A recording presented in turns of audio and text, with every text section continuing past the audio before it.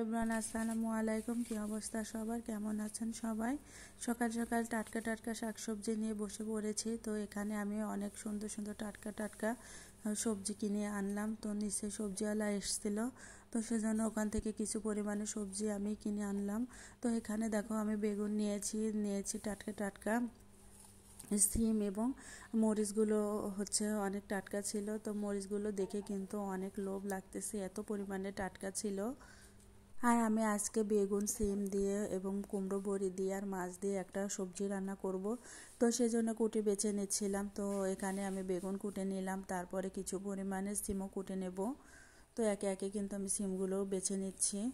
তো সিমগুলোও কিন্তু অনেক টাটকা ছিল। আসলে সকালের সবজিগুলো কিন্তু অনেক টাটকা টাটকা পাওয়া যায়। তো এখানে সব কিছু দেখো আমি জোগাড় করে নিয়েছি, কুটে বেছে নিয়েছি।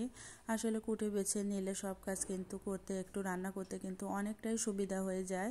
আর দেখো এখানে ছোট ছোট কয়েক টুকরো মাছ ছিল। আসলে মাছের বাজারটা এখনও করা হচ্ছে না।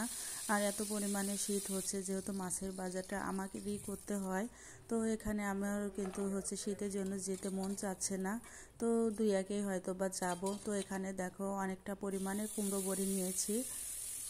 আর হ্যাঁ, কুমড়ো বড়ি বেশি নেওয়ার একমাত্র কারণ কুমড়ো বড়ি আমার ছেলে এবং আমি খেতে অনেক পছন্দ করি। আসলে এক দুটা কুমড়ো বড়িতে আমাদের হয় না, আমরা মা ছেলে কিন্তু অনেক কুমড়ো বড়ি খেতে পছন্দ করি। আমার হাজব্যান্ড হয়তো বা একটু কম পছন্দ করে। আর দেখো এখানে আমি ভেজে নেওয়া বড়িগুলো একটা খেয়ে নিলাম। আসলে এই ভেজে রাখা বড়িগুলো খেতে কিন্তু অনেক মুচমুচা হয় এবং খুবই মজা লাগে খেতে।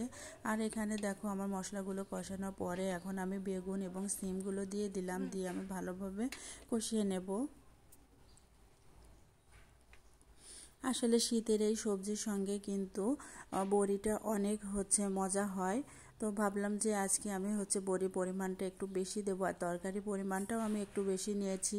কারণ আমার রাতে এবং সকালে দুটাই হয়ে যাবে এবং দুপুরেও হয়ে যাবে। তো এখানে বড়িগুলো দেখো, তরকারিগুলো কষানোর পরে আমি বড়িগুলোও দিয়ে দিলাম। আর আজকে তরকারিগুলোর মধ্যে এতটা পরিমাণে পানি বের হয়েছিল যে আর খুবই তাড়াতাড়ি সিদ্ধ হয়ে গিয়েছিল। আর এখানে আমি মাছগুলোও দিয়ে দিলাম, বড়িগুলোও দিয়ে দিলাম। আর দেখো আজকে বাইরের ওয়েদারটা কতটা সুন্দর, অনেক কিন্তু রোদ বের হয়েছে। আসলে গত 3-4 দিন পরে কিন্তু আজকেই রোদ বের হয়েছে। আর রোদ বের হলে কিন্তু শীতের সময় অনেক ভালো লাগে। আর এদিকে দেখো ঝোল দিয়ে আমার ঝোলটা বলক এসে গেছে। তো এই পর্যায়ে কিন্তু আমার তরকারিটা প্রায় হয়ে গেছে। তো আমাদের শীতের কুমড়ো বড়ি দিয়ে শীতের সবজি কেমন হয়েছে সবাই কমেন্ট করে জানো। এখন আমি আমার জন্য একটু পরিমাণে আমি বেগুন চাক ভেজে নেব। তো বেগুন চাক তোমরা জানোই আমি খেতে অনেকটাই পছন্দ করি। তো আমি প্রায় সময় কিন্তু বেগুন চাক করে থাকি। তো এখানে আমি হলুদ, লবণ এবং মরিচ দিয়ে আমি হাতে মাখিয়ে নিচ্ছি। আসলে মাখিয়ে ভালোভাবে না নিলে জায়গায় জায়গায় লবণ থাকে, জায়গায় জায়গায় লবণ থাকে না, ঝাল লবণ ভালোভাবে ঢোকে না। তো এখন দেখো আমার কিন্তু বেগুন চপ ভাজাটা হয়ে গেছে। আর এখন আমি কিছু পরিমাণে মাছ ভেজে নেব। আসলে গরম গরম ভাতের সঙ্গে কিন্তু মাছ ভাজি এবং বেগুন চাক এবং এই শীতের সবজি কুমড়ো বড়ি এগুলো হলে কিন্তু আর কিছুই লাগে না। আসলে দামি দামি খাবারগুলোও কিন্তু এখানে হার মেনে যায়। আর দেখো এখানে আমি মাছটা ভালোভাবে মাখিয়ে নেব, মাখিয়ে আমি ভালোভাবে মুচমুচ করে ভেজে নেব। আর এখন দেখো আমার মাছগুলো কিন্তু একে একে দেওয়া হয়ে গেছে। আর এদিকে আমার মুচমুচো করে ভাজাও দেখো লাল লাল করে আমি সুন্দরভাবে মুচমুচো করে ভেজে নিয়েছি। আর এটা হলে কিন্তু আমার ছেলের কিছুই লাগে না, আমার ছেলে কিন্তু খুবই পছন্দ করে। আর ভিডিওটি ভালো লাগলে লাইক কমেন্ট করে পাশে থেকো। সবাই ভালো থাকো, সুস্থ থাকো। আল্লাহ হাফেজ।